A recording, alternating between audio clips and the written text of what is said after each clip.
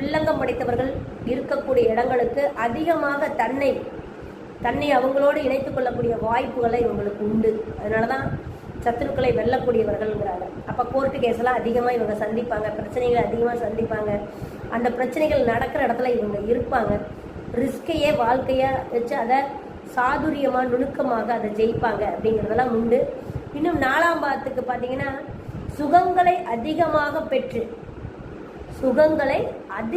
பெற்று அளவால அல்ல, சுகங்களை அதிகமாக பெற்று வாழ்பவராகவும், இன்னும் சத்திய நெறியோடு ஒழுக்க நெறியோடு நீதிமான்களாக வாழ்வாருங்கிறது ரேவதி 4ஆம் பாவத்துக்கு இருக்கிற ஒரு சிறப்பான குணம்ங்க.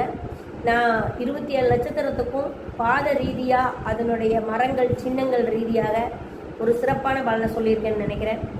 மீண்டும் நீங்கள் இது உங்கள் நட்சத்திரம் இல்லைன்னு நினச்சி போயிடாதீங்க. ஒரு கிரக